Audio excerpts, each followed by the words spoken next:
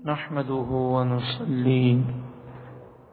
ونسلم على رسوله الكريم. أما بعد فأعوذ بالله من الشيطان الرجيم. بسم الله الرحمن الرحيم. عقیدت و محبت کے ساتھ آقا دو جہاں صلی اللہ علیہ وآلہ وسلم پر درود و سلام پڑھیے. اللهم صل على سيدنا ومولانا محمد وعلى آل سيدنا ومولانا محمد وبارك وسلم صلاة وسلاما عليك يا سيدي يا رسول الله. اللہ رب العالمین کا کرم ہے کہ اللہ تعالی نے ہمارے دل میں قرآن و حدیث کی محبت عطا فرمائی، اور یہی محبت ہے جو ہمیں اس موسم میں بھی قرآن و حدیث کی باتیں سننے کے لیے یہاں پر لے آئی. اس پر ہم اللہ تعالیٰ کا جس قدر شکر کریں کم ہے. یقیناً کامیاب ہیں وہ لوگ کہ جو دین کی خاطر تکالیف برداشت کرتے ہیں. آپ کا آنا مبارک ہے، آپ کا جانا مبارک ہے. بس ایک عزم کر لیجئے کہ جب اللہ تبارک و تعالی کی رحمت برس رہی ہو اور رحمتوں کی بارشیں ظاہری اور باطنی ہو رہی ہوں، تو انشاءاللہ عز و جل ہم قرآن و حدیث کی باتیں سننے سے پیچھے نہیں ہٹیں گے، اور بارش اگر ہوئی تو بھی انشاءاللہ عز و جل قرآن و حدیث کی باتیں اسی طرح دل جمعی اور ذوق و شوق کے ساتھ انشاءاللہ سماعت کریں گے.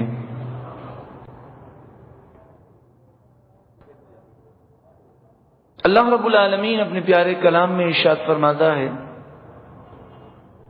سورۃ المائدہ آیت نمبر 83، 7واں پارہ، پہلا رکوع. وَإِذَا سَمِعُوا مَا أُنزِلَ إِلَى الرَّسُولِ تَرَىٰ أَعْيُنَهُمْ تَفِيضُ مِنَ الدَّمْعِ، کہ جب اللہ رب العالمین کے پیارے کلام کو یہ لوگ سماعت کرتے ہیں تو تم ان کی آنکھیں دیکھو، ان کی آنکھیں آنسوؤں سے تر ہو چکی ہیں. محترم پیارے بھائیوں، اس آیت کریمہ میں قرآن مجید فرقان حمید کی تاثیر کو بیان کیا گیا، اور اس آیت کریمہ کا شان نزول یہ ہے کہ نجاشی بادشاہ کے دربار میں جب قرآن پڑھا گیا تو نجاشی بادشاہ اور عیسائی راغب زارو قطار رونے لگے. تو جب قرآن پاک کی یہ تاثیر ہے کہ اگر غیر مسلم قرآن کو سنے تو قرآن اس پر بھی اثر کرتا ہے، تو الحمدللہ ہم تو مسلمان ہیں، قرآن مجید فرقان حمید سے محبت کرنے والے ہیں. انشاءاللہ عز و جل آج کا جو بیان ہے ہم توجہ سے سماعت کریں گے، اور قرآن مجید فرقان حمید کی تاثیر کی برکتوں سے انشاءاللہ ہماری زندگی میں ایک اسلامی انقلاب برپا ہوگا. یہی قرآن ہے کہ جس کی بدولت مسلمانوں نے ہمیشہ غلبہ، کامیابی، فتح اور عروج کو حاصل کیا. اور یہ قرآن نبی اکرم صلی اللہ علیہ وآلہ وسلم کے متعلق ارشاد فرماتا ہے، وَيُزَكِّيهِمْ، محبوب صلی اللہ علیہ وآلہ وسلم لوگوں کا تزکیہ نفس فرماتے ہیں، ظاہری اور باطنی صفائی فرماتے ہیں.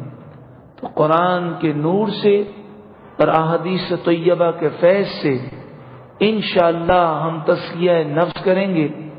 اور ایک خطرناک مرض جو تزکیہ نفس میں سب سے بڑی رکاوٹ ہے،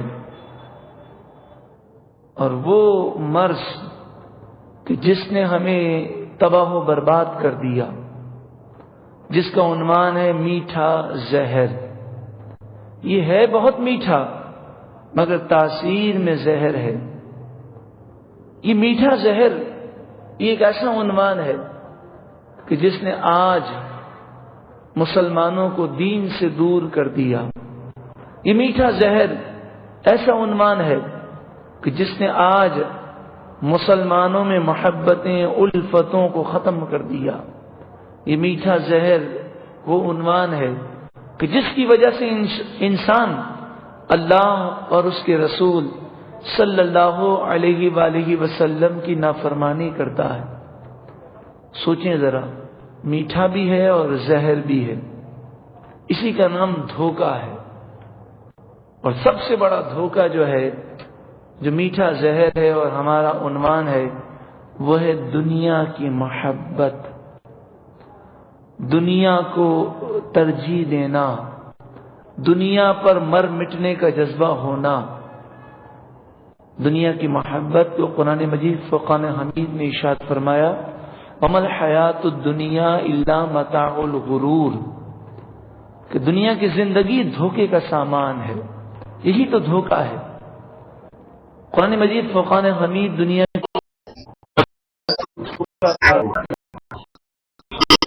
جب ہم اس بات کو سمجھنے میں کامیاب ہو جائیں کہ دنیا کی محبت ایک بہت بڑا دھوکہ ہے، آئیے نبی اکرم صلی اللہ علیہ وآلہ وسلم کی بارگاہ میں حاضر ہوتے ہیں. اللہ تبارک و تعالی حکیم ہے،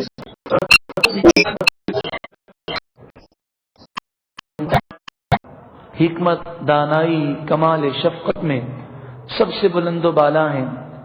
ہمارے آقا پیارے مصطفیٰ صلی اللہ علیہ وآلہ وسلم کی خدمت میں چلیں اور آپ کی احادیث سے اس میٹھے زہر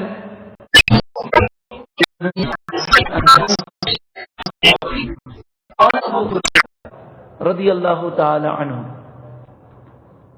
قال لی رسول اللہ صلی اللہ علیہ وآلہ وسلم یا ابا ہریرہ.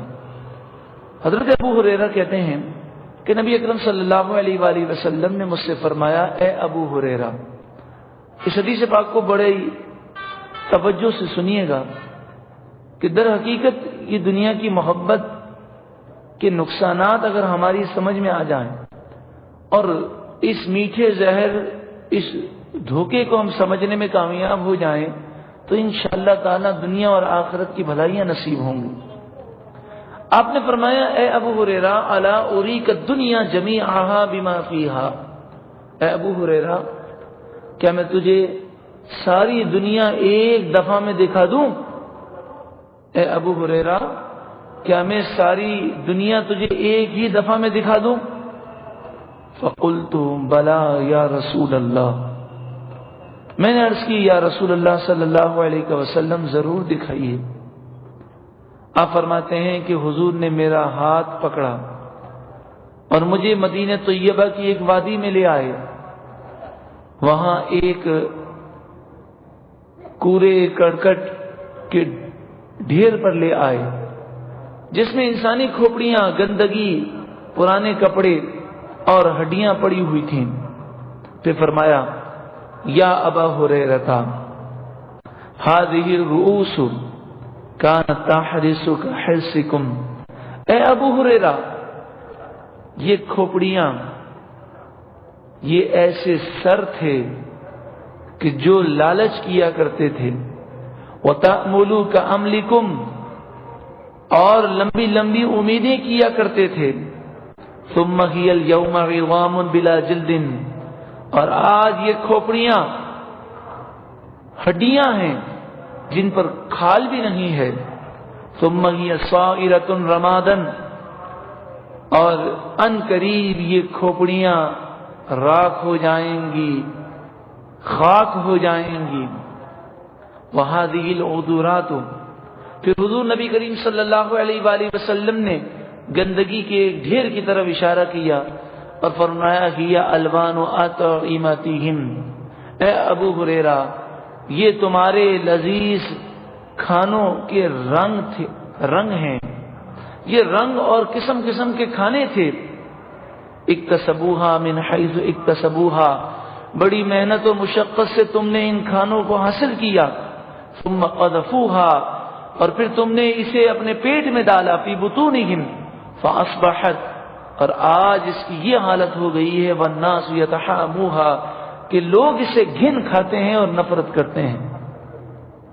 پھر حضور نے کپڑوں کے چیتھڑوں کی طرف اشارہ کیا وَهَذِهِ الْخِرَقُ الْبَالِيَّةُ، اے ابو ہریرہ یہ پرانے بوسیدہ کپڑوں کے چیتھرے، کانت ریاشہم ولباسہم، یہ تمہارے لباس تھے، فاصبحت والریاح تسبقها، اور آج ہوا ان چیتھروں کو اڑا رہی ہے، وَهَذِهِ الْعِظَامُ عِظَامُ دَوَابِّهِمْ، اور پھر فرمایا یہ ہڈیاں جانوروں کی ہڈیاں ہیں، التی کانوا ینتجعون علیہا اطراف البلاد، کہ جس پر بیٹھ کر لوگ بڑے فخر کے ساتھ شہر بہ شہر پھرا کرتے تھے، فمن کان باقیا علی الدنیا، تو جو یہ چاہے کہ وہ دنیا پر روئے، فلیبکی، اسے چاہیے کہ اس پر رونا چاہیے۔ قال ابو ہریرہ فما برحنا حتی اشتد بکاؤنا، حضرت ابو ہریرہ کہتے ہیں کہ جب نبی کریم صلی اللہ علیہ وآلہ وسلم نے اس پوری دنیا کا نقشہ ایک ساتھ کھینچ دیا اور پھر فرمایا کہ رونے والے کو اس دنیا پر رونا چاہیے، ابو ہریرہ کہتے ہیں کہ ہم وہاں سے نہ ہٹے جب تک زار و قطار ہم نہ روئے، میں بھی روتا رہا اور میرے آقا صلی اللہ علیہ وآلہ وسلم بھی کافی دیر تک روتے رہے۔ اللہ اکبر، ذرا غور کریں، آج ہم غور کریں تو دنیا کی جو حقیقت ہے، نبی اکرم صلی اللہ علیہ وآلہ وسلم نے ایک ہی حدیث میں پوری دنیا کو بیان کر دیا۔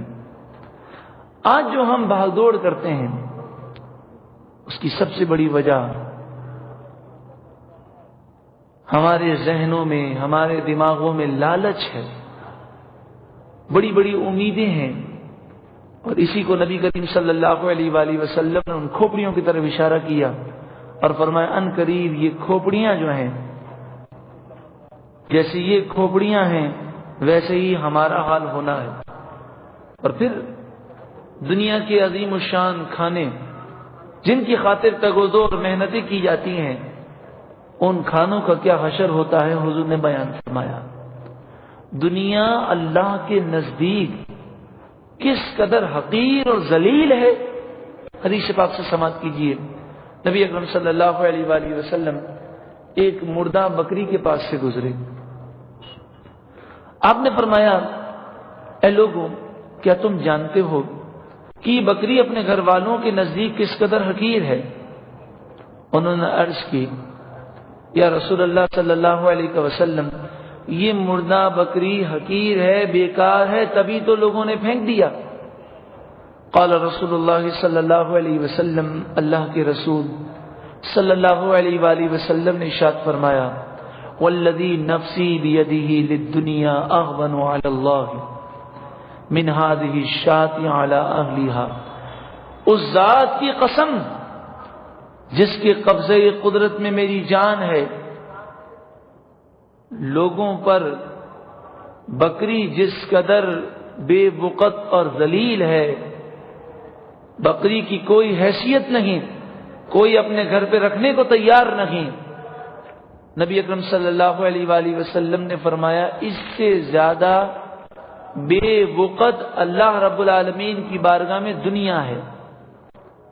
وَلَوْ كَانَتِ الدُّنْيَا تَعْدِلُ عِنْدَ اللَّهِ جَنَاحَ بَعُوضَةٍ مَا سَقَى كَافِرًا مِنْهَا شُرْبَةَ مَاءٍ، آپ نے فرمایا اگر دنیا کی وقت ویلیو اللہ کے نزدیک مچھر کے پر کے برابر بھی ہوتی، ما سقا کافرن منہا شربت مائن، تو اللہ تبارک و تعالی کسی کافر کو ایک گھونٹ پانی بھی نہ دیتا۔ مطلب پیارے بھائیوں، جب ہم دینی محفل میں حاضر ہوتے ہیں تو سننے کا اپنا اپنا انداز ہوتا ہے، کاش ہم یہ انداز بنا لیں کہ یہ بیان ہمارے لیے کیا جا رہا ہے اور ایک ایک روایت اور ایک آیت پر ہمیں غور کرنا ہے، اپنا محاسبہ کرنا ہے اور اپنے اندر ایک اسلامی انقلاب برپا کرنا ہے۔ آپ ذرا غور کریں کہ جس رب العالمین کے نزدیک دنیا بے وقت ہے، اس کی کوئی حیثیت نہیں، آج ہمارے نزدیک دنیا کی کتنی اہمیت ہے۔ دنیا آ جائے تو خوش ہو جاتے ہیں، دنیا چلی جائے تو رنجیدہ ہو جاتے ہیں، بلکہ نبی اکرم صلی اللہ علیہ وآلہ وسلم نے تو دنیا کو ایمان کا دشمن قرار دیا۔ فرمایا لَتَأْتِيَنَّكُمْ بَعْدِي دُنْيَا تَأْكُلُ إِيمَانَكُمْ كَمَا تَأْكُلُ النَّارُ الْحَطَبَ۔ آپ نے فرمایا میرے بعد تمہارے پاس دنیا آئے گی اور تمہارے ایمان کو ایسے کھا جائے گی جیسے آگ لکڑی کو کھا جاتی ہے۔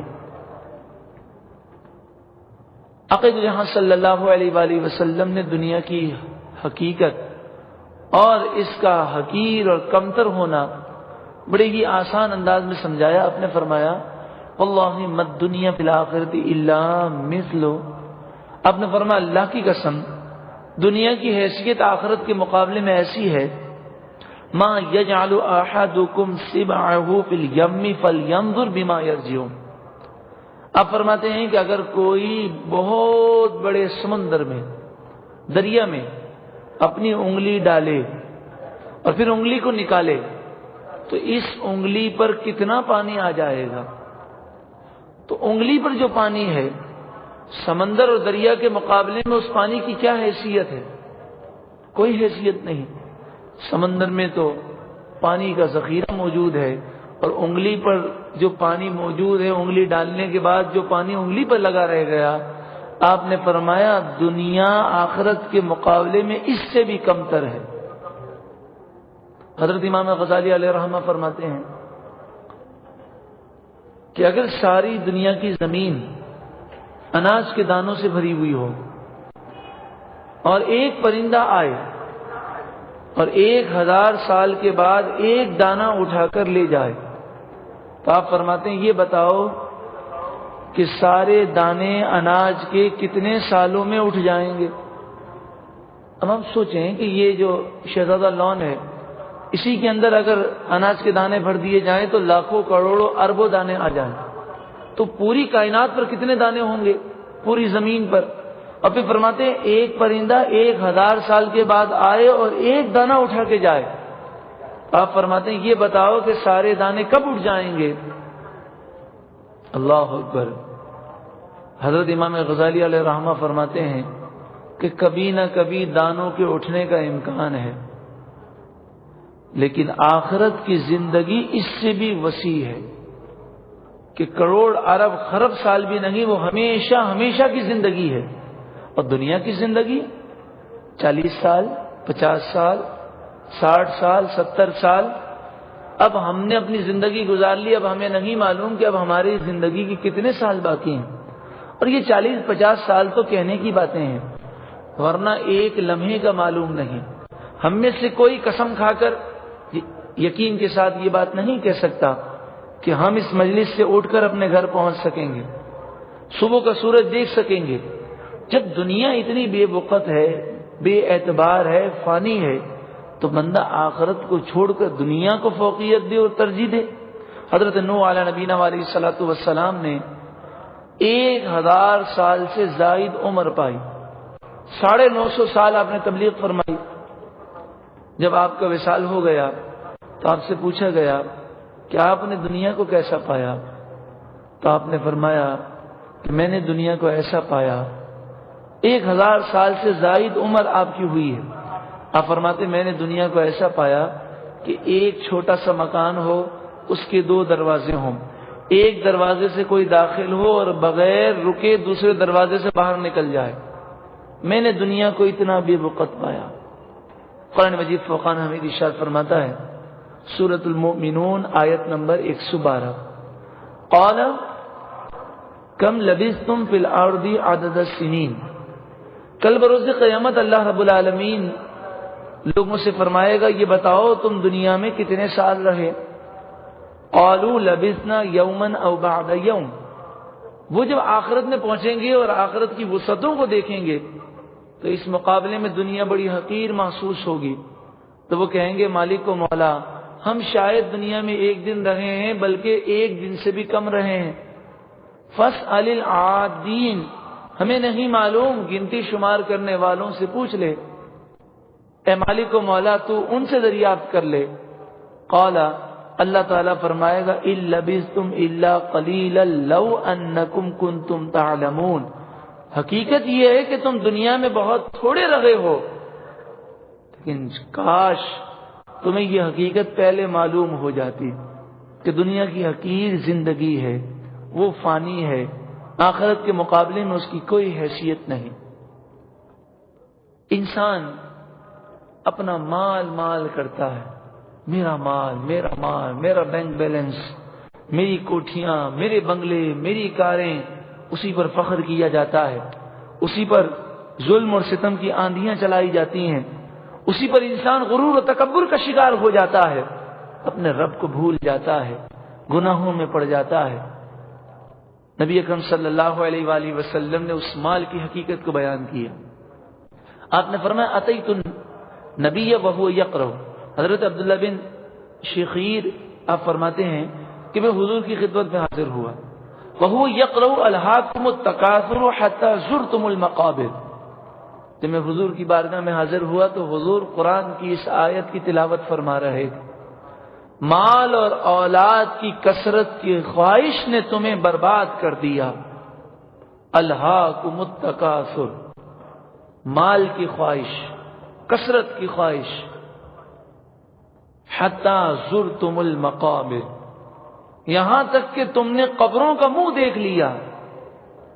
اس آیت کی تلاوت فرما رہے ہیں، پھر آپ فرماتے ہیں یقول ابن آدم مالی مالی، انسان کہتا ہے میرا مال، میرا مال، میرا بینک بیلنس، میری دکان، میرا کاروبار، میرا بنگلہ، میری عزت، میرا منصب۔ انسان کہتا ہے مالی مالی، میرا مال، میرا مال۔ وَهَلْ لَكَ يَا ابْنَ آدم مِن مَالِكَ، آپ نے فرمایا انسان کا مال تو صرف وہی ہے مَا أَكَلْتَ فَافْنَيْتَ، جسے تو نے کھا لیا اور فنا کر دیا، وہ تیرا مال ہے۔ او لبست فأبلیت، اور جو پہن کر پرانا کر دیا وہ تیرا مال ہے۔ او تصدقت فأمضیت، اور جو تو نے صدقہ کر دیا اور رب کی بارگاہ میں بھیج دیا وہ تیرا اصل مال ہے، اور باقی مال تیرا نہیں تیرے ورثاء کا ہے۔ حقیقت یہی ہے، بینک میں کروڑوں روپے پڑے ہوں، 10 بنگلے ہوں، ہزاروں پلاٹس ہوں، ارب پتی آدمی ہو، لیکن اگر آنکھ بند ہو جائے تو بتائیے اس کا مال تو نہیں ہے، اس کے ورثاء کا مال ہے۔ اور آنکھ بند ہوتے دیر بھی نہیں لگتی۔ ہمیں نہیں معلوم کہ ہمارے جسم میں کون سے جراثیم پرورش پا رہے ہیں، ہمیں نہیں معلوم کہ ہمارے مقدر میں کون سی بیماری لکھی ہوئی ہے، کون سا حادثہ لکھا ہے، کون سا دن ہماری موت کا دن ہے۔ لمحہ بلمحہ ہم موت کے قریب ہوتے جا رہے ہیں۔ یقیناً کامیاب وہی ہے جو اس مال کو صدقہ کر کر رب العالمین کی بارگاہ میں بھیج کر اپنے مال کو محفوظ کر لے۔ کیا فرمایا سرکار دو عالم صلی اللہ علیہ وآلہ وسلم، حضور نے کتنی پیاری سوچ عطا فرمائی۔ حضرت عائشہ فرماتی ہیں کہ ہمارے گھر میں بکری ذبح ہوئی اور بکری کو پکایا گیا، اور دن بھر ہم صدقہ دیتے رہے، خیرات کرتے رہے۔ نبی اکرم صلی اللہ علیہ وآلہ وسلم تشریف لائے اور آپ نے پوچھا اے عائشہ بکری میں سے کیا بچ گیا؟ بکری میں سے کیا بچ گیا؟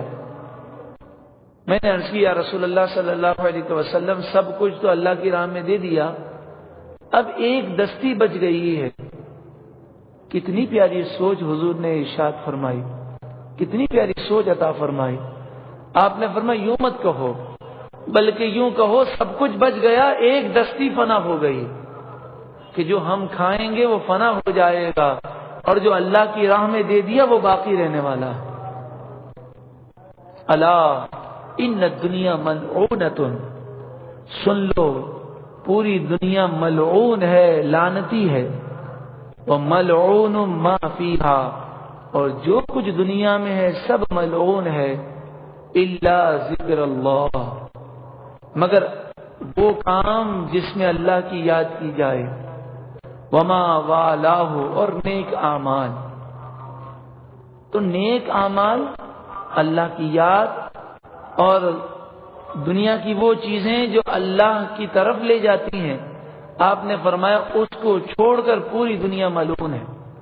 اس حدیث کی شرح میں علماء فرماتے ہیں مطلب یہ ہے کہ دنیا سے ہماری مراد، جب بھی ہم دنیا کی مذمت کرتے ہیں تو دنیا سے ہماری مراد ہوتی ہے ہر وہ چیز جو اللہ کی یاد سے غافل کر دے، اور جو چیز ہمیں اللہ کی طرف لے جائے وہ دنیا نہیں ہے، وہ بھی آخرت ہے، وہ بھی اللہ کی یاد ہے، اور وہ بھی بڑی برکتوں والی چیز ہے۔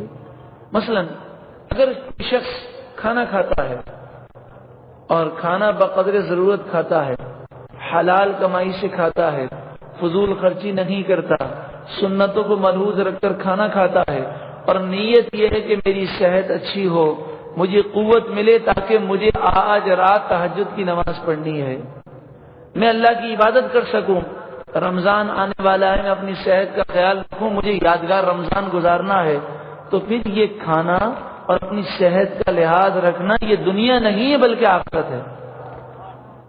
نبی اکرم صلی اللہ علیہ وآلہ وسلم نے ایک شخص کو دیکھا کہ وہ بھاگا بھاگا جا رہا ہے۔ صحابہ کرام علیہم رضوان نے عرض کی یا رسول اللہ صلی اللہ علیہ وسلم، یہ جس طرح دنیا کے لیے بھاگ رہا ہے کاش وہ آخرت کے لیے بھاگتا۔ حضور نے فرمایا اس طرح مت کہو، اگر یہ اس لیے جا رہا ہے کہ رزق حلال کمائے اور کسی کا محتاج نہ ہو، اس کی اولاد کسی کی محتاج نہ ہو، وہ اپنے رشتہ داروں کی خدمت کرے، ان کی ضروریات پوری کرے، غریبوں کی مدد کرے، اور وہ رزق حلال کما رہا ہے فرائض واجبات کی ادائیگی کے ساتھ، تو آپ نے فرمایا کہ یہ شیطان کی راہ میں نہیں ہے بلکہ یہ رزق حلال کمانا بھی اللہ کی راہ۔ اور آپ نے فرمایا اگر مال کے لالچ میں بھاگ رہا ہے، مال جمع کرنا مقصود ہے، حرص ہے، تو پھر آپ نے فرمایا یہ شیطان کی راہ ہے۔ نبی اکرم صلی اللہ علیہ وآلہ وسلم نے ارشاد فرمایا کہ جب مومن بندہ دسترخوان پر بیٹھتا ہے اور اپنے بیوی بچوں کے ساتھ بیٹھ کر کھانا کھاتا ہے، رزق حلال کا پہلا لقمہ جب وہ اپنے پیٹ میں ڈالتا ہے تو لقمے کے پیٹ میں جانے سے پہلے اللہ تعالیٰ سب کی مغفرت فرما دیتا۔ تو پتہ یہ چلا کہ ہرگز ان باتوں کا یہ مطلب نہیں کہ ہم دنیا سے تعلقات توڑ دیں، جنگلوں ویرانوں میں چلے جائیں، غاروں میں چلے جائیں، روزی کمانا، تعلیم حاصل کرنا، شادی کرنا، بال بچوں کی پرورش کرنا چھوڑ دیں۔ ہرگز ہرگز ان باتوں کا یہ مطلب نہیں، بلکہ جب بھی دنیا کی مذمت کی جاتی ہے تو اس سے مراد یہ ہے کہ انسان دنیا کی محبت میں گرفتار نہ ہو جائے، انسان دنیا کی محبت میں آ کر اللہ اور اس کے رسول کی نافرمانی نہ کرے، نمازوں کو قضا نہ کرے، حرام میں مبتلا نہ ہو جائے۔ رسول اللہ صلی اللہ علیہ وآلہ وسلم کی ارشادات کی روشنی میں ہمیں اپنے آپ کو سنوارنا ہے، دنیا کی برائی سے دامن کو بچانا ہے۔ پھر یہ دنیا میٹھا زہر نہیں ہے۔ اگر ہم اس لاجک کو سمجھ گئے، اس کانسیپٹ کو سمجھ گئے کہ شریعت کی پابندی کرنی ہے،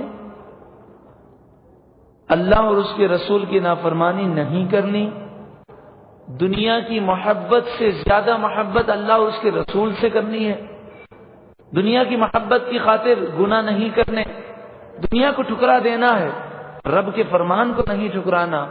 جب یہ سمجھنے میں کامیاب ہو گئے اور ایک پاکیزہ زندگی ہم نے گزاری تو یہ دنیا ہمارے لیے میٹھا زہر نہیں ہوگا، بلکہ انشاءاللہ یہ دنیا ہمیں میٹھی جنت میں لے جانے کا ذریعہ اور وسیلہ بن جائے گی۔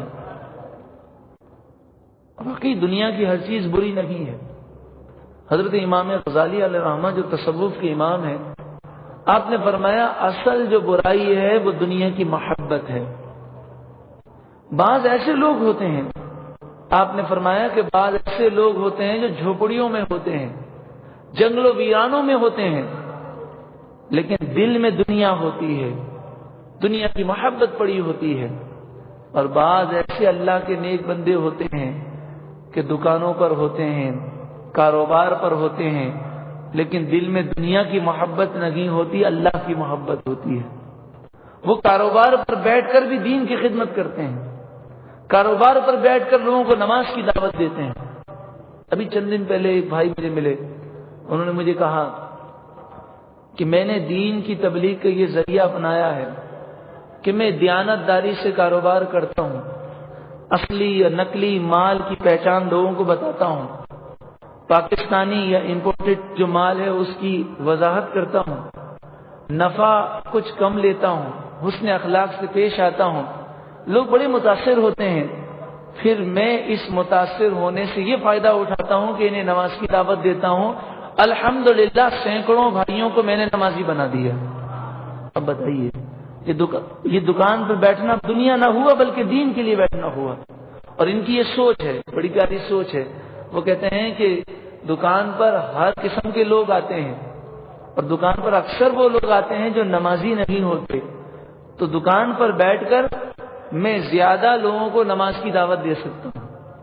تو یہ سوچ بن جائے اور انسان اپنے دل سے دنیا کی محبت نکال دے تو پھر یہ دنیا قابل مذمت نہیں بلکہ جنت میں جانے کا ذریعہ بن جاتی ہے۔ آپ نے وہ حدیث پاک تو سنی ہوگی، نبی اکرم صلی اللہ علیہ وآلہ وسلم نے فرمایا 2 آدمیوں پر رشک کرنا چاہیے، یعنی یہ تمنا کرنی چاہیے کہ اللہ ہمیں بھی ایسا بنا دے۔ آپ نے فرمایا ایک تو وہ جسے اللہ نے قرآن کا علم دیا، وہ دن رات قرآن کی تعلیم کو عام کر رہا، اور دوسرا وہ شخص جسے اللہ نے مال دیا، وہ دن رات وہ مال اللہ کی راہ میں خرچ کر رہا ہے۔ آپ نے فرمایا اسے دیکھ کر یہ تمنا کرنی چاہیے کہ مالک کو مولا مجھے بھی ایسا بنا دے۔ پتہ ہی چلا مال یہ دنیا کی مطلقاً مذمت نہیں، بلکہ یہ مال بسا اوقات اللہ کا فضل بھی ہوتا ہے۔ مہاجرین فقراء نبی اکرم صلی اللہ علیہ وآلہ وسلم کی خدمت میں آئے، عرض گزار ہو یا رسول اللہ صلی اللہ علیہ وسلم، مالدار لوگ ہم سے آگے نکل گئے۔ حضور نے فرمایا وہ کیسے؟ وہ کہنے لگے یا رسول اللہ صلی اللہ علیہ وسلم، جتنی ہم نیکیاں کرتے ہیں ساری وہ نیکیاں بھی کرتے ہیں، وہ راتوں کو قیام کرتے ہیں، دن کو قرآن کی تلاوت کرتے ہیں، نماز بھی پڑھتے ہیں، روزہ بھی رکھتے ہیں۔ حدیث کا خلاصہ پیش کر رہا ہوں، تو اس میں تو ہم دونوں برابر ہیں، لیکن وہ اللہ کی راہ میں مال خرچ کرتے ہیں اور ہمارے پاس مال نہیں۔ تو آپ نے فرمایا میں تمہیں ایک ایسی تسبیح سکھاتا ہوں کہ تم وہ پڑھو گے تو اللہ تعالیٰ تمہیں مالداروں سے آگے کر دے گا۔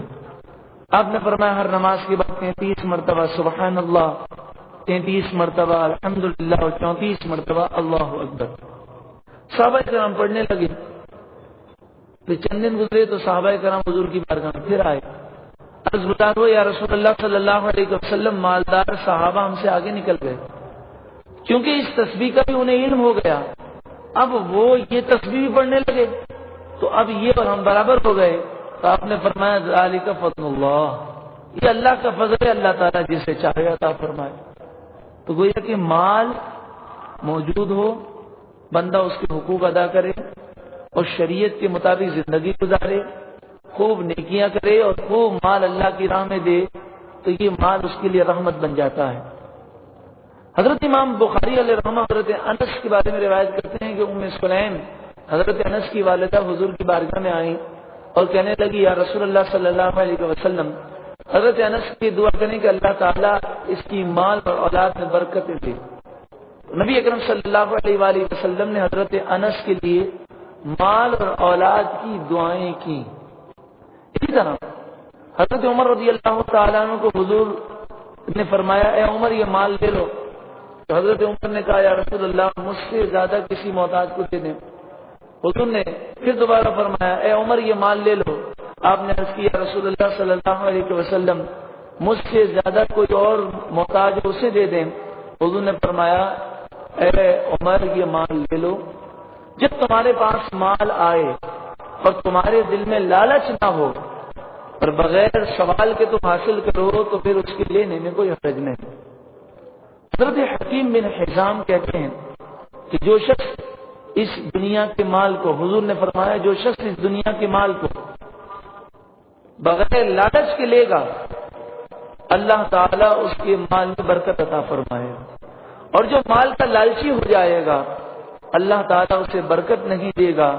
وہ اس طرح ہوگا جیسے کوئی شخص کھانا کھاتا ہو اور پیٹ نہ بھرتا ہو، ایسا ہی حال اس کا ہو جائے گا۔ بہت پیارے بھائیوں، ان تمام روایتوں کو پیش کرنے کا مقصد صرف اور صرف یہی ہے کہ جہاں بھی قرآن و حدیث میں مال کی، دنیا کی مذمت کی گئی، اس سے یہی مراد ہے کہ دنیا کی محبت میں گرفتار ہو کر اللہ اور اس کے رسول کی نافرمانی کرنا۔ حضرت عثمان غنی رضی اللہ تعالیٰ عنہ کو لے لیجیے۔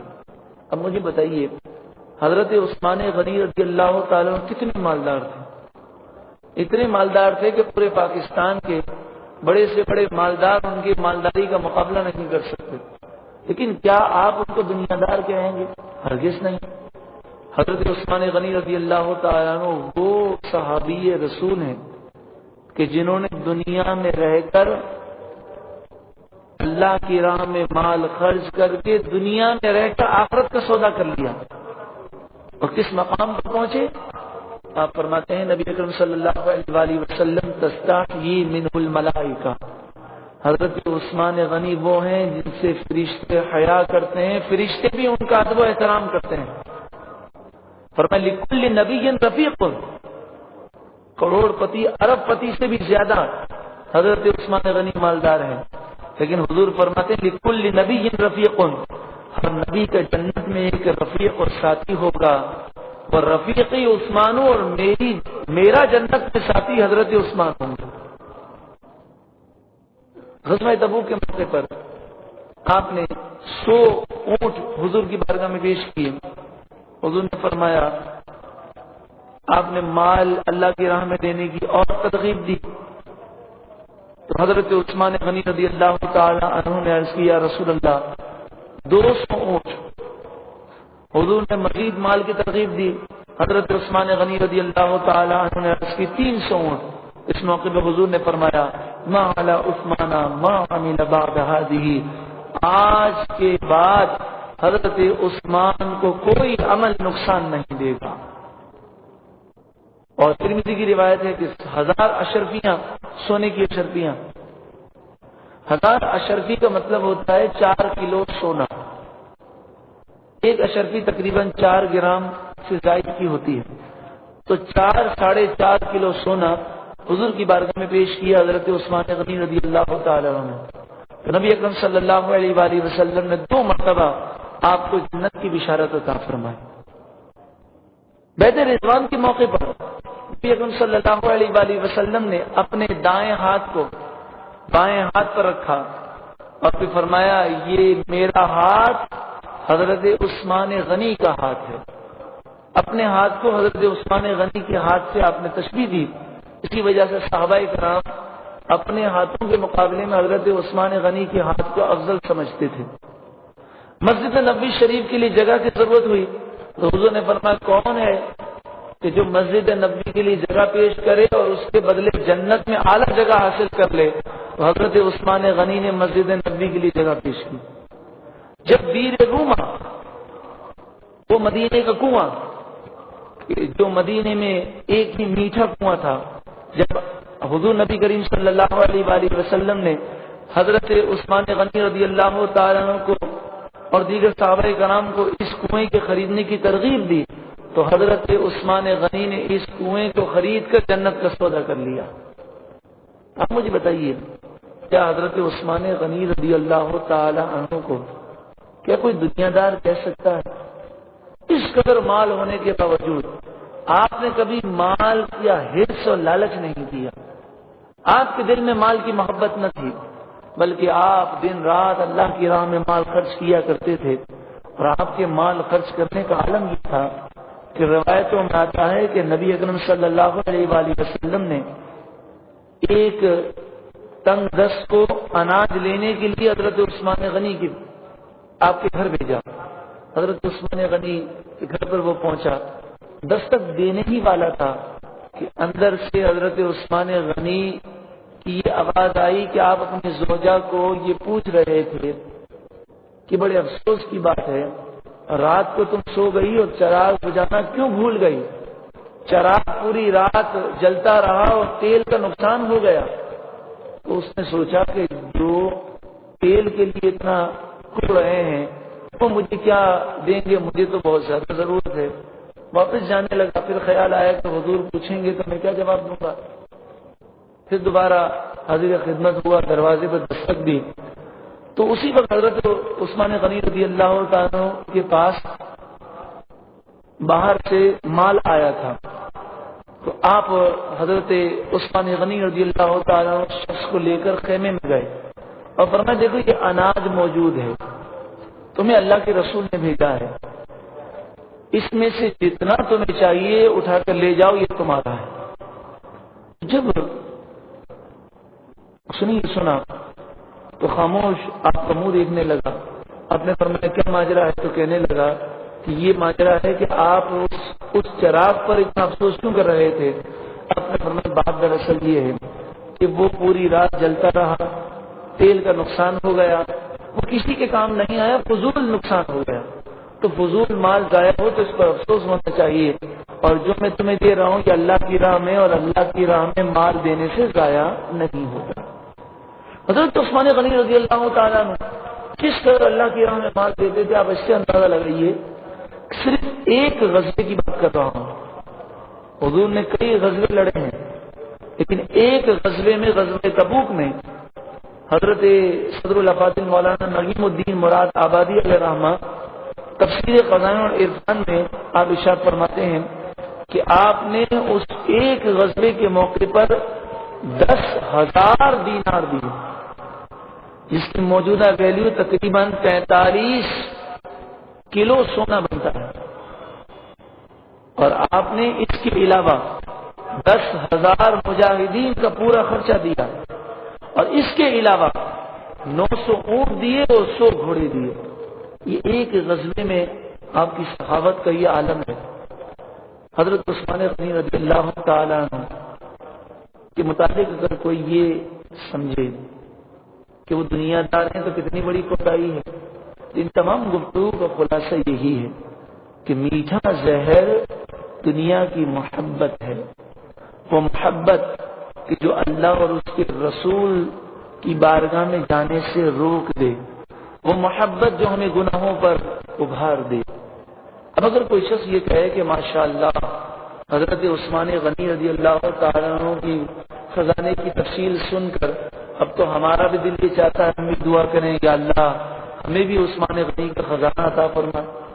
ہم یہ دعا کرتے ہیں کہ اگر بہتر ہو تو اللہ تعالی ہم سب کے حق میں یہ دعا قبول فرما۔ حلال کمائی ہو، شبے اور حرام سے پاک ہو، ناجائز ذرائع سے پاک ہو، غرور تکبر فخر نہ ہو، عاجزی انکساری ہو اور کنجوسی نہ ہو، خوب اللہ کی راہ میں مال دیتا ہو، مال کی محبت حرص نہ ہو، لالچ نہ ہو، اور پھر حضرت عثمان غنی رضی اللہ تعالی عنہ جیسا دل بھی ہو کہ دنیا کے ہزاروں معاملات کے باوجود جب نماز کا وقت ہوتا تو عثمان غنی اس طرح نماز ادا کرتے کہ وہ اللہ کی بارگاہ میں کھڑے ہوتے اور آنکھوں سے آنسو جاری ہوتے۔ آج ہماری نمازوں کا عالم اور حضرت عثمان غنی اس قدر مالدار ہونے کے باوجود اللہ کی طرف توجہ تو دیکھیں۔ قبرستان جاتے تو قبر کو دیکھ کر زار و قطار روتے، اتنا روتے کہ داڑھی مبارک آپ کی بھیگ جاتی۔ لوگ پوچھتے تو آپ کہتے، لوگ کہتے کیا بات ہے اے عثمان غنی رضی اللہ تعالیٰ عنہ، آپ جب قبر کا ذکر سنتے ہیں تو بہت روتے ہیں، جہنم کا ذکر سن کر اتنا نہیں روتے جتنا قبر کو دیکھ کر روتے ہیں۔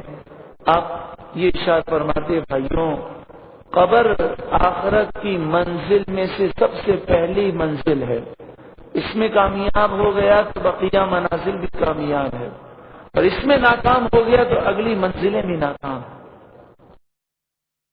اگر ایسی سوچ مل جائے تو پھر سبحان اللہ، لیکن ایسا عام طور پر ہوتا نہیں۔ یہ تو حضور کی نظر عنایت تھی، یہ حضور کا کرم تھا، اتنا مال ہونے کے باوجود نمازوں میں اس قدر خشوع و خضوع بھی تھا، مال سے محبت نہ تھی۔ لیکن آج ہمارا تو یہ عالم ہے، علمان والحقیق، اگر ایک بزنس کر کے آ جائے، ایک سودا کر کے آ جائے تو نقصان ہو جائے تو غم کے اندر کتنے دنوں تک نماز میں دل نہیں لگتا، اور اگر نفع ہو جائے تو خوشی میں دل نہیں لگتا۔ کون سی ایسی نماز ہے کہ شروع سے لے کر آخر تک 2 رکعت بھی ہم نے توجہ سے ادا کی؟ نبی اکرم صلی اللہ علیہ وآلہ وسلم کی زندگی ہمارے لیے فیض کا مرکز ہے، حکمت و دانائی کے خزانے نبی اکرم صلی اللہ علیہ وآلہ وسلم کو عطا کیے گئے۔ نبی اکرم صلی اللہ علیہ وآلہ وسلم نے ہمارے لیے کیا نمونہ پیش کیا؟ اگر آپ چاہتے تو حضرت عائشہ فرماتی ہیں کہ نبی اکرم صلی اللہ علیہ وآلہ وسلم کو اللہ نے کیا اختیارات دیے تھے، اس سے اندازہ لگائیے۔ حضرت عائشہ فرماتی ہیں کہ نبی اکرم صلی اللہ علیہ وآلہ وسلم بستر پر سوئے ہوئے تھے، وہ چٹائی کا بستر تھا، چٹائی بچھی ہوئی تھی، تو ایک عورت خاتون جب گھر پر آئی تو انہوں نے چٹائی بچھی ہوئی دیکھی، چٹائی کو دیکھا تو پوچھا یہ کیا ہے؟ تو میں نے عرض کیا کہ یہ حضور کے بستر مبارک ہے۔ وہ خاتون اپنے گھر پہ گئی اور روئی کا گدلا سیا، اور گدلا سی کر وہ انہوں نے اس جگہ رکھ دیا۔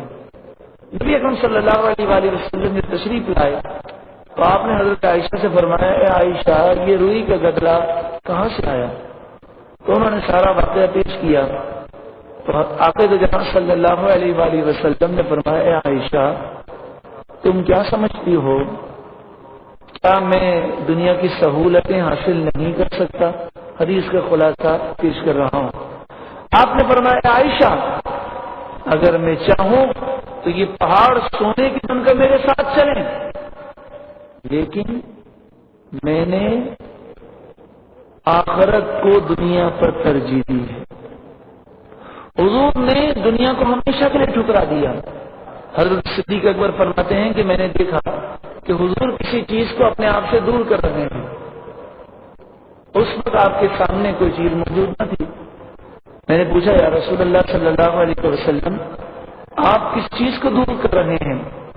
تو آپ نے فرمایا کہ میرے پاس دنیا مثالی شکل میں آئی اور دنیا نے آ کر مجھ سے کہا کہ مجھے قبول کر لیجیے، تو آپ نے فرمایا دور ہٹ جا مجھ سے، اور میں نے اس دنیا کو اپنے آپ سے دور ہٹا دیا۔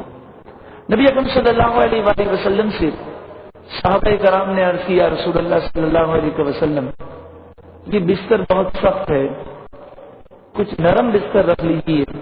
نبی اکرم صلی اللہ علیہ وآلہ وسلم نے فرمایا، ما لی ولی دنیا ما انا فی الدنیا، آپ نے فرمایا مجھے دنیا سے کیا لگاؤ، الا کراکب استظل تحت شجرۃ ثم راح وترکها، میری مثال تو ایسے ہے کہ جیسے ایک مسافر ہو، وہ سونے کے لیے آرام کے لیے کسی درخت کے سائے میں آرام کرتا ہے اور پھر سوار ہو کر روانہ ہو جاتا ہے، مجھے دنیا سے کوئی لگاؤ نہیں۔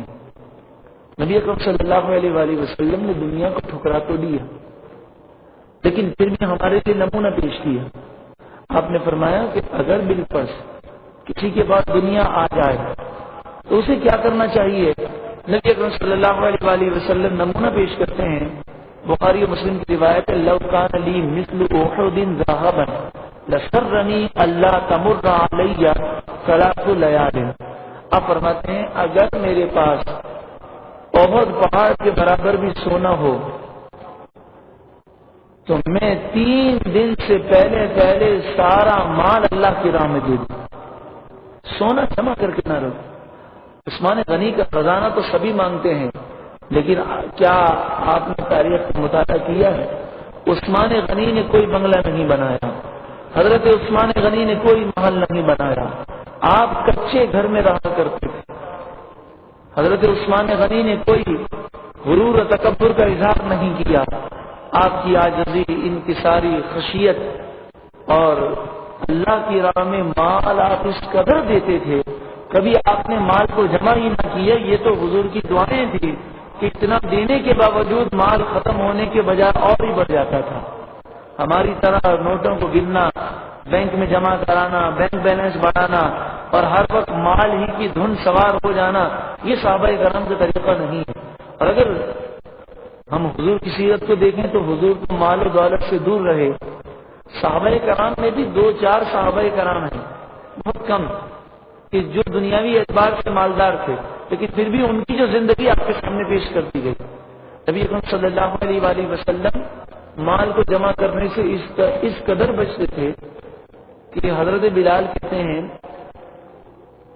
کہ ایک دن کہیں سے مال آیا نبی اکرم صلی اللہ علیہ وآلہ وسلم کی خدمت میں، تو نبی اکرم صلی اللہ علیہ وآلہ وسلم نے حضرت بلال سے فرمایا، بلال اس مال کو اللہ کی راہ میں خرچ کرو.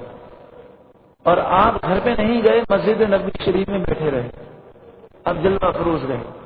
حضرت بلال آئے، عرض گزار ہوئے، تو نبی اکرم صلی اللہ علیہ وآلہ وسلم نے پوچھا کیا سارا مال تقسیم کر دیا؟ وہ کہنے لگے یا رسول اللہ صلی اللہ علیہ وسلم کچھ مال بچ گیا ہے. اس کی وجہ یہ ہے کہ رات ہو گئی اور غریب لوگ مجھے ملے نہیں ہیں. تو آپ نے فرمایا کہ میرے گھر پر مال ہو تو میں گھر پر نہیں جاؤں گا. آپ نے پوری رات مسجد نبی شریف میں گزاری. کل دوسرے دن سارا مال حضرت بلال نے تقسیم کر دیا. اس کے بعد آپ جو ہے گھر مبارک کو تشریف لے گئے. یہاں پر شیطان لعین بڑا خطرناک وار کرتا ہے. جب یہ باتیں سنتے ہیں نا تو شیطان یہ کہتا ہے، ایک ہی جملے کے اندر ساری تقریر پر وہ پانی پھینک دیتا ہے. شیطان کہتا ہے ماشاءاللہ باتیں تو بڑی اچھی ہیں، مگر کہاں وہ اللہ کے نیک بندے اور کہاں ہم گنہگار، ہم تھوڑی چل سکتے ہیں، یہ تو بہت مشکل ہے، ہمارے تو بس کی بات ہی نہیں ہے. وہ تو شان والے تھے اور نبی کی تو شان بہت بلند و بالا ہے. میں آپ سے پوچھتا ہوں، بتائیے کیا نبی کی سیرت اور حضور صلی اللہ علیہ وآلہ وسلم کی سنت ہمارے لیے نمونہ نہیں ہے؟ لقد کان لکم فی رسول اللہ اسوۃ حسنہ. قرآن فرماتا ہے کہ محبوب صلی اللہ علیہ وآلہ وسلم کے متعلق اے لوگوں تمہارے لیے حضور کی زندگی بہترین نمونہ ہے. تو حضور کی سیرت، حضور کی سنتیں ہمارے اپنانے کے لیے ہیں. لیکن چلیں ہم اتنا تو نہیں کر سکتے کہ ہم کل جائیں اور سارے خزانے خالی کر دیں اور ہم کچے مکانات میں رہنا شروع کر دیں. یہ ہمارے نفس پر بہت بھاری ہے.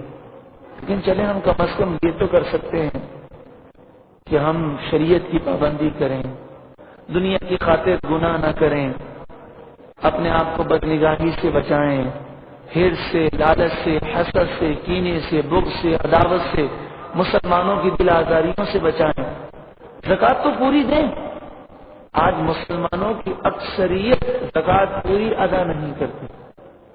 ہم کم از کم کسی رشتہ دار میں یا پڑوس میں کسی غریب کو جانتے ہوں اس کی مدد تو کریں. ہم مال سے محبت تو نہ کریں. ہم مال کے غم میں نمازوں کو قضا تو نہ کر دیں، یا مال کی لالچ میں اور دکان پر بیٹھے ہیں، نمازیں ضائع ہو رہی ہیں، جماعتیں چھوٹ رہی ہیں، یہ تو نہ کریں. کم از کم فرائض اور واجبات کی تو پابندی کریں. نبی اکرم صلی اللہ علیہ وآلہ وسلم نے نہ صرف دنیا کو وقت نہ دی بلکہ دنیا کی مذمت فرمائی، اور آپ نے فرمایا حب الدنیا راس کل خطیئۃ. کیا ارشاد ہے، سبحان اللہ. آپ نے فرمایا دنیا کی محبت ہر گناہ اور ہر برائی کی جڑ ہے. نبی اکرم صلی اللہ علیہ وآلہ وسلم کے کلام پر قربان جائیے. الفاظ مختصر ہیں لیکن گہرائی کتنی ہے. دوبارہ سنیے، حب الدنیا راس کل خطیئۃ. دنیا کی محبت جسے ہم نے میٹھا زہر کا نام دیا، ہر گناہ اور برائی کی جڑ ہے.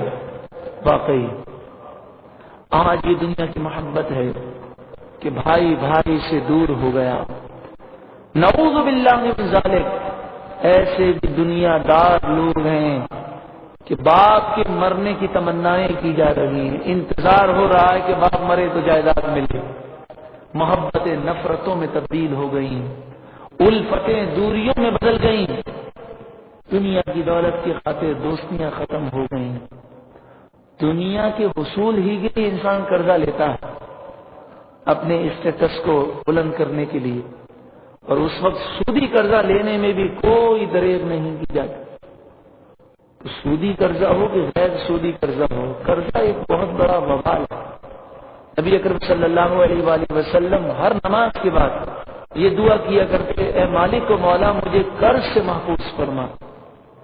صحابہ نے عرض کیا رسول اللہ آپ قرض سے بچنے کی اتنی دعا کیوں کرتے ہیں؟ آپ نے فرمایا یہ بہت بڑا وبال ہے کہ جب انسان مقروض ہو جاتا ہے تو جھوٹ بھی بولتا ہے اور جھوٹا وعدہ بھی کرتا ہے۔ اب دیکھ لیجیے کہ جتنے مقروض ہیں اکثر جھوٹے وعدے کرتے ہیں، جھوٹ بولتے ہیں، ہاں کل پیمنٹ ہو جائے گی، پرسوں پیمنٹ ہو جائے گی، دھکے کھلاتے ہیں۔ بلکہ نعوذ باللہ من ذالک دنیا کی محبت ہی کی وجہ سے انسان قرضے کو دبا لیتا ہے، جان بوجھ کے قرضہ نہیں دیتا۔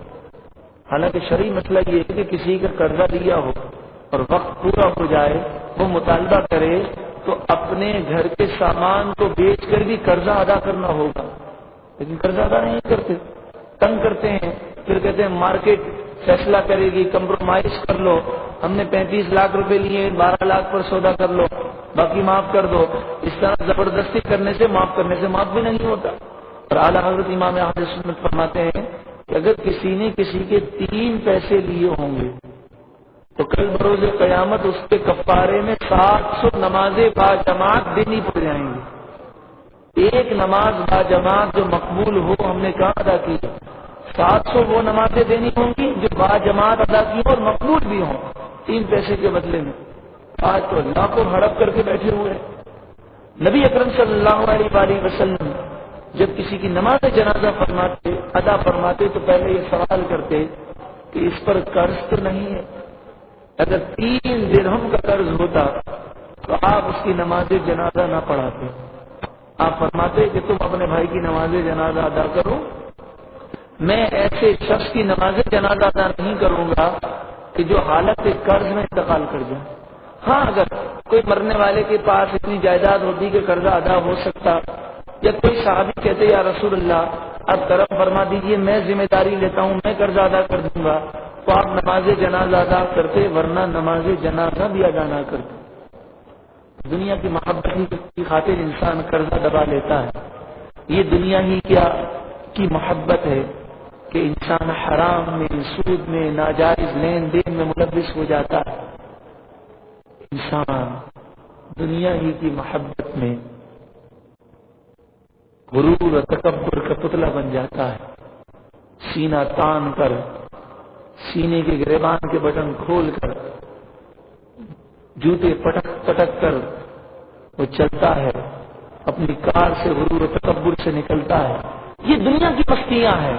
حب الدنیا رأس کل خطیئۃ، صدق رسول اللہ صلی اللہ علیہ وسلم، کہ دنیا کی محبت ہی ساری برائیوں کی جڑ ہے۔ یہ محبت نکل جائے تو سب کچھ حل ہو جاتا ہے۔ آج دنیا کی خاطر ہی تو دیکھا دیکھی اور نام و نمود کے لیے ہم اپنے پیسے کو اڑا دیتے ہیں، لاکھوں برباد کر دیتے ہیں، اپنی اولاد کو، اپنی بیوی بچوں کو ہم تباہ کر دیتے ہیں، بے پردہ عورتوں کو لے کر گھومتے ہیں، غیرت مٹ جاتی ہے، بڑی بڑی عمارتیں، بڑے بڑے پلان بناتے ہیں، فتنے کی خبر کی امید میں ہوتے ہیں، لیکن اس سے پہلے موت کی خبر آ جاتی ہے۔ سیٹھ جی کو فکر تھی کہ ایک ایک کے 10 کیجیے، موت آ پہنچی، حضرت جان واپس کیجیے۔ یہ دنیا کی محبتیں ہیں، یہ دنیا کی مستیاں ہیں، یہ دنیا کی الفتیں ہیں جس نے ہمیں تباہ کر دیا۔ آج یہ دنیا ہی کی تو محبت ہے کہ شادی بیاہ میں ناجائز رسومات پر پانی کی طرح پیسہ بہایا جاتا ہے۔ آج یہ دنیا کی محبت ہی تو ہے۔ آج ہماری گفتگو میں جھوٹ، غیبت، چغلیاں، وعدہ خلافیاں اور نہ جانے کس قدر گناہوں میں پڑے ہوئے ہیں۔ آج یہ دنیا ہی کی تو محبت ہے کہ مؤذن ہمیں بلا رہا ہے، حی علی الصلاۃ، حی علی الفلاح، آؤ نماز کی طرف، آؤ بھلائی کی طرف، اللہ کا منادی بلا رہا ہے۔ یہ دنیا کی محبت تو ہے کہ دکان چھوڑنے کا دل نہیں چاہتا۔ یہ دنیا کی تو محبت ہے کہ نقلی مال اصلی کہہ کر بیچ دیتے ہیں، ملاوٹ کی جاتی ہے۔ ایک ہی حدیث پورے بیان کا نچوڑ ہے، حب الدنیا رأس کل خطیہ، دنیا کی محبت ہر برائی کی جڑ ہے۔ اب آئیے آخر میں ہم یہ سماعت کریں کہ دنیا کی محبت نکلے تو کیسے نکلے، اور اس بیماری سے علاج کیا ہے؟ اس بیماری سے علاج سے پہلے دنیا کی محبت کی تباہی بھی سن لیں۔ حدیث پاک میں فرمایا کہ دنیا کی محبت جس کے دل میں آ جائے اس کی دنیا بھی برباد ہوتی ہے اور آخرت بھی برباد ہو جاتی ہے، اور فرمایا اللہ تعالیٰ 4 غم اس پر مسلط کر دیتا ہے، جس کا بس دنیا ہی دنیا، جس کے ذہن میں دنیا ہی دنیا ہے اور دنیا ہی کے حصول کے لیے ساری کوششیں ہو رہی ہیں، قبر و آخرت کی فکر بالکل نہیں، تو فرمایا اللہ تعالیٰ 4 مصیبتیں اس پر نازل کرتا ہے۔ ایک تو ایسا غم دے دیتا ہے جو کبھی ختم نہیں ہوتا، ایسی مصروفیت دیتا ہے جو جس سے کبھی فرصت نہیں ملتی، ایسی محتاجی دیتا ہے کہ کبھی وہ دل کا مالدار ہوتا ہی نہیں، جتنا بھی مال ملے اس کی حرص و لالچ بڑھتی جاتی ہے، اور فرمایا ایسی امیدیں اور ایسی خواہشات اسے دی جاتی ہیں کہ جس کا کوئی اینڈ اور اس کا اختتام نہیں آتا۔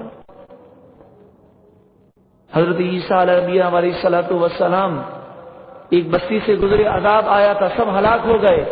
آپ نے مردوں سے پوچھا، اے بستی والوں تم پر عذاب کیوں آیا؟ تو انہوں نے کہا ہم دنیا سے محبت کرتے تھے اور اس محبت کی وجہ سے اللہ کی نافرمانی کرتے تھے۔ حضرت عیسیٰ علیہ السلام نے فرمایا یہ بتاؤ تمہیں دنیا سے کیسی محبت تھی؟ تو ان لوگوں نے کہا کہ جیسی ماں کو اپنے بچے سے محبت ہوتی ہے اس سے بڑھ کر ہمیں دنیا سے محبت تھی، دنیا آتی تو خوش ہو جاتے، جب دنیا چلی جاتی تو ہم غمگین ہو جاتے۔ اب سوال یہ ہے کہ دنیا کے نقصانات، دنیا کی محبت، الفت نے ہمیں تباہ کر دیا۔ آج وہ محبتیں، الفتیں ختم ہو گئیں جو آج سے چند سالوں پہلے ہمارے اسلاف میں، آج سے 100-200 سال پہلے جائیے تو ہمارے بزرگوں میں جو محبتیں تھیں، الفتیں تھیں آپس میں، وہ سب ختم ہو گئی۔ تو اب اس کا علاج کیا کیا جائے؟ یہ واقعی ایسا زہر ہے جو اتنا میٹھا ہے کہ جس میں تباہ ہونے والے کو تباہ ہونے سے پہلے اس کا علم ہی نہیں ہوتا۔ اس کا علاج کیا ہے؟ تو فرمایا اس کا علاج یہ ہے کہ سب سے پہلے تو ہم نبی اکرم صلی اللہ علیہ وآلہ وسلم کے اس فرمان پر غور کریں۔ دیکھیے دنیا کی جو محبت بڑھتی ہے وہ اپنے سے اعلیٰ کو دیکھ کر بڑھتی ہے۔ آج جو حرص بڑھتی جا رہی ہے اس کا ایک سب سے بڑا سبب فلمیں اور ڈرامے ہیں کہ فلمیں اور ڈراموں میں وہ عیاشیاں دکھائی جاتی ہیں، اور پھر اس کے علاوہ ہمارے یہاں جو نام و نمود ہو گیا، اس نام و نمود کی وجہ سے بھی دنیا کی محبت اور بڑھ گئی۔ صحابہ کرام علیہم رضوان کو حضور نے کسی کو بھی پکا، نبی اکرم صلی اللہ علیہ وآلہ وسلم نے کسی صحابی کو پکا گھر بنانے کی اجازت نہ دی۔ اس کی وجہ یہی تھی کہ جو غریب لوگ ہیں ان کے اندر مال و دولت کی حرص بڑھے گی۔ یہاں تک کہ ایک صحابی رسول نے اپنے گھر کو پختہ بنایا اور اس پر گنبد بنایا، تو نبی اکرم صلی اللہ علیہ وآلہ وسلم نے اسے ناپسندیدگی سے دیکھا تو آپ نے اس کو توڑ کے برابر کر دیا، اور نبی اکرم صلی اللہ علیہ وآلہ وسلم اس پر خوش ہوئے۔ تو سب سے بڑا جو دنیا کی محبت بڑھنے کا جو سبب ہے وہ اپنے سے اعلیٰ کو دیکھنا ہے، اور یہی ایک دوسرے کی نقل، احساس برتری حاصل کرنے کا جذبہ، اور میں سب سے آگے ہو جاؤں، اور ایک دوسرے کی دیکھا دیکھی جو ہے اس نے ہمیں تباہ کر دیا۔ نبی اکرم صلی اللہ علیہ وآلہ وسلم نے اس کا بہت پیارا حل ارشاد فرمایا، اذا نظر احدکم الى من فضل علیہ فی المال والخلق، جب تمہاری نظر اس پہ پڑے جو مال میں تم سے آگے ہو، فلینظر الی من هو اسفل منہ، تو تم اسے دیکھو، تمہیں چاہیے کہ وہ اسے دیکھے جو تم سے ادنا ہے، اپنے سے نچلے شخص کو دیکھا جائے۔ ولا تنظروا الی من هو فوقکم، اپنے سے اوپر لوگوں کو نہ دیکھو، اپنے سے نیچے لوگوں کو دیکھو۔ اگر آپ فلیٹ والے ہیں تو ایسی بستیوں میں ذرا جائیے کہ جو فٹ پاتھ پر سوتے ہیں، ان کے پاس چھت موجود نہیں ہے، ایسے غریبوں سے تعلقات پیدا کیجیے۔ لیکن افسوس کا مقام یہ ہے کہ ہم ایسے غریبوں کے پاس اٹھنا بیٹھنا اپنی توہین سمجھتے ہیں۔ ہمارا اٹھنا بیٹھنا یا ہمارے برابر والوں کے ساتھ ہے یا ہم سے اعلیٰ لوگوں کے ساتھ ہے، جس کی وجہ سے حرص بڑھتی ہے اور ناشکری پیدا ہوتی ہے. ایک تو اس کا یہ حل ہے. دوسرا، دنیا کی محبت نکالنے کا دوسرا حل یہ ہے. نبی اکرم صلی اللہ علیہ وآلہ وسلم نے ایک سوچ عطا فرمائی. آپ نے فرمایا کہ یتبع المیت ثلاثۃ اہلہ ومالہ وعملہ. میت جب قبر میں جاتی ہے تو تین چیزیں اس کے پیچھے رہتی ہیں. یعنی مرنے والا جب مرتا ہے تو اس کے پاس تین چیزیں ہوتی ہیں. ایک اس کے رشتہ دار ہیں، گھر والے ہیں، ایک مال ہے اور ایک اس کا عمل ہے. آپ نے فرمایا کہ مال گھر پہ رہ جاتا ہے، رشتہ دار ساتھ دیتے ہیں، لیکن قبر پر رشتہ دار بھی باہر کھڑے رہ جاتے ہیں اور قبر کے اندر اس کے اعمال آتے ہیں. تو جب قبر کی سوچ پیدا ہو تو پھر دنیا کی محبت نکل جاتی ہے. انسان مرنے والوں اور اٹھنے والے جنازوں کو دیکھ کر عبرت حاصل کرے تو دنیا کی محبت ختم ہوتی ہے. اور خصوصاً اللہ نے اگر مال دیا ہے تو اس مال کو خوب اللہ کی راہ میں دے. کیونکہ مفسرین فرماتے، محدثین فرماتے ہیں کہ جب انسان یہاں کی ساری چیزیں آخرت میں بھیجے گا تو پھر انسان کی فطرت ہے کہ جہاں اس کا مال ہوتا ہے وہیں جانے کا دل چاہتا ہے. تو جب اس نے آخرت کے گھر کی تیاری کی ہوگی تو یہاں سے وہاں جانے کا دل چاہے گا اور دنیا کی محبت نکل جائے گی. اور فرمایا کہ دنیا کو یہ سمجھے کہ یہ دنیا جو ہے یہ مومن کے لیے قید خانہ ہے اور کافر کے لیے جنت ہے. سجن المومن و جنت الکافر. تو ہمیں یہاں قید میں رہنا ہے، شریعت کی پابندی کی قیدیں ہیں، اور جو اسے قید خانہ سمجھے گا اللہ آخرت میں جنت عطا فرمائے گا. تو جب یہ سوچ بنے گی تو وہ دنیا کی محبت سے بچتے ہوئے شریعت کی پابندی کرے گا. اور پھر فرمایا کہ اس کا ایک حل یہ بھی ہے کہ انسان یہ سوچے آج دنیا کی جتنی بھی دولت ہو، کتنی بھی دولت ہو، کروڑ پتی ہو بلکہ پوری دنیا کا بادشاہ ہو، وہ یہ غور کرے کہ میں کب تک اس دنیا میں رہوں گا. کہ قبر و آخرت کی جو سوچ ہے، اس سوچ کو اس انداز میں پیش کیا جا سکتا ہے کہ وہ سوچے کہ میں کب تک دنیا میں رہوں گا. اور وہ سوچے کہ مثلا میری عمر اس وقت 30 سال ہے، اب میں زیادہ سے زیادہ مزید 30 سال زندہ رہ سکتا ہوں. وہ یہ غور کرے اور پھر یہ سوچے کہ مجھے 30 سال گزارنے کے لیے کیا کیا چیزوں کی ضرورت ہے. تو اتنا مال میری ضرورت کا ہے تو وہ ضرورت کا مال رکھ لے اور اس سے زائد جتنا بھی ہو وہ اللہ کی راہ میں دے دے. اب جو ضرورت کا مال ہے اس میں جیسے جیسے عمر گھٹتی جائے وہ اس مال کو بھی نکالتا جائے کہ اب عمر کم ہو گئی، اب تو مال کی مجھے اتنی حاجت نہیں ہے. یہ ابتدائی اسٹیج ہے. اور پھر آہستہ آہستہ وہ اس اسٹیج پر پہنچے گا کہ وہ یہ سوچے گا کہ 30 سال دیکھے کس میں ہے، کل کا بھروسہ نہیں. آج اگر میری جو ضرورت ہے اس کے علاوہ جتنا مال ہے وہ بے اعتبار ہے. اگر آج آنکھ بند ہو جائے تو یہ مال کس کام کا ہوگا. اصل میں بات کیا ہے کہ دنیا کی جو محبت ہے یہ انسان کے دل کو زنگ آلود کر دیتی ہے. دل سخت اور سیاہ ہو جاتا ہے اور پھر جب تک دل کی صفائی نہ ہو دنیا کی محبت نکلتی نہیں ہے. آئیے حدیث پاک کی روشنی میں ہم یہ سماعت کریں کہ دل کی صفائی کیسے ہو. عقیدہ جہاں صلی اللہ علیہ وآلہ وسلم نے ارشاد فرمایا تسطع القلوب کما یسطع الحدید. جیسے لوہے کو زنگ لگتا ہے ویسے ہی دلوں کو زنگ لگ جاتا ہے. قیل وما جلاؤہا یا رسول اللہ صلی اللہ علیہ وسلم. عرض کی گئی یا رسول اللہ صلی اللہ علیہ وسلم دلوں کی پاکیزگی اور صفائی کیسے ہو، یہ زنگ کیسے دور ہو. آپ نے فرمایا موت کو کثرت سے یاد کیا جائے اور قرآن پاک کی تلاوت کثرت سے کی جائے. تو جب وہ موت کو یاد کرے گا، امام غزالی علیہ الرحمہ نے موت کو یاد کرنے کا بہت ہی پیارا طریقہ ارشاد فرمایا.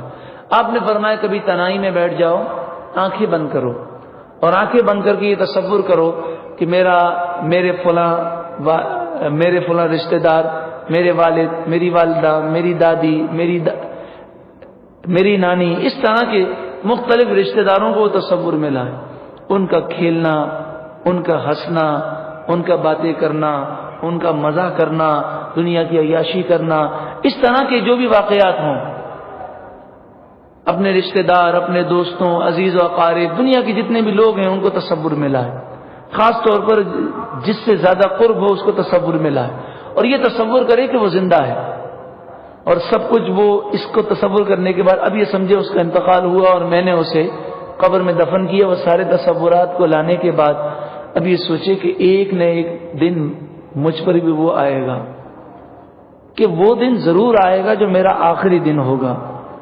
تو بس جب وہ موت کا تصور کرنے میں کامیاب ہو جائے گا تو حضور فرماتے ہیں دل پاکیزہ ہو جائے گا، اور جب دل سے زنگ دور ہو جائے گا تو دنیا کی محبت ختم ہو جائے گی، اور قرآن کی تلاوت کثرت سے کی جائے، کہ قرآن کو سمجھنا اور قرآن پر عمل کرنا یہ دلوں کی پاکیزگی کا سبب ہے۔ اور فرمایا کثرت توبہ، توبہ کی کثرت کی جائے، اور فرمایا اس کے ساتھ ساتھ دنیا کی محبت دور کرنے کے لیے ایک اچھے ماحول سے وابستہ ہو جائے، اچھے نیک دیندار شخص کو اپنا دوست بنا لے، انشاءاللہ عز و جل جب وہ یہ ساری بہاروں میں پہنچے گا تو دنیا کی محبت اس سے نکل جائے گی۔ دنیا کی محبت اگر نکل گئی تو بڑی کامیاب زندگی گزارے گا، اور اگر دنیا کی محبت باقی رہی تو یہ دنیا ہمیں تباہ کر دے گی، ہمیں برباد کر دے گی۔ پیارے و محترم بھائیوں، اس میٹھے زہر کا علاج بہت ضروری ہے، اور اس علاج کے لیے ایک بہترین موقع الحمدللہ رمضان المبارک ہوتا ہے، کہ رمضان کا وہ مبارک مہینہ کہ جس کے دن بھی برکتوں والے ہوتے ہیں، راتیں بھی برکتوں والی ہوتی ہیں، جس میں انسان روزے رکھتا ہے اور روزے کی برکت سے نفس اس کے کنٹرول میں ہوتا ہے اور شیطان بند ہوتا ہے، اور رمضان کی وہ مبارک راتیں کہ جب منادی یہ ندا دے رہا ہوتا ہے کوئی رحمت کا سوالی کہ اس پر رحمت کی جائے، ہے کوئی مغفرت کا سوالی کہ اس پر مغفرت، اسے مغفرت کی بشارت دی جائے، جب ایسی صدائیں آ رہی ہوں اور ہم تراویح میں موجود ہوں، قرآن سمجھ رہے ہوں، سمجھنے کے بعد قرآن تراویح میں سماعت کر رہے ہوں، ایسا یادگار رمضان جب ہم گزاریں گے تو انشاءاللہ تعالی قرآن کی برکتوں سے ایسا کرم ہوگا، رمضان المبارک کی بہاریں ہوں گی جہاں ہم رو رو کر اللہ کی بارگاہ میں اس ذلیل دنیا کی محبت نکلنے کی دعائیں کریں گے، اللہ کرم فرمائے گا، اور اللہ تعالی ہمیں اس یادگار رمضان گزارنے کے صدقے میں انشاءاللہ عز و جل ہمیں انشاءاللہ ہمیں اپنی اور اپنے محبوب کی محبت عطا فرمائے گا، اور دنیا کی ذلیل محبت ہمارے قلب سے نکل جائے گی۔ تو آج سے ذہن بنائیے، تقریباً 1.5 مہینے سے بھی زائد عرصے پہلے آپ کی خدمت میں یہ پیغام دیا جا رہا ہے، ابھی سے ذہن بنائیے کہ یادگار رمضان گزارنا ہے، اپنے اوقات کی ترکیب کیجئے، سیٹنگ کیجئے، اور ذہن بنائیے کہ رمضان یوں تو کئی گزارے ہیں لیکن ایک رمضان تو ایسا گزر جائے۔ اور الحمدللہ پچھلے سال جب یہ تراویح پڑھی گئی 8:15 بجے سے لے کر 12:30 پونے 1 بجے تک یہ نشست ہوتی تھی، آپ سنیں گے تو آپ کو حیرت ہوگی کہ وہ 4.5 گھنٹے، لیکن اللہ کا کرم اتنا، اور یہ قرآن کی تاثیر ہے۔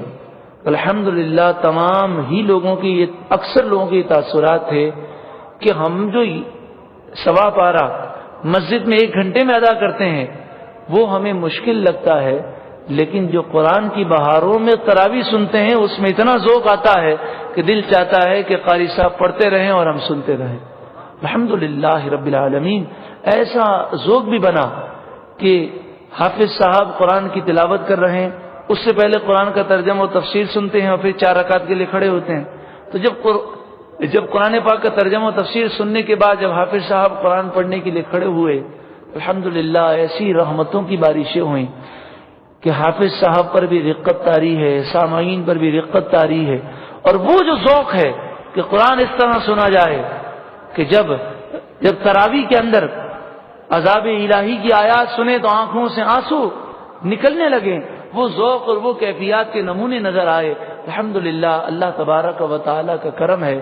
آپ بھی اپنا ذہن بنائیے اور قربانی دیجئے۔ دنیا کے لیے لوگ کتنا کچھ کرتے ہیں۔ رمضان المبارک میں لوگ ساری رات ڈیوٹیاں کرتے ہیں اور رمضان کو کہتے ہیں کہ دنیا کمانے کا یہ مہینہ ہے۔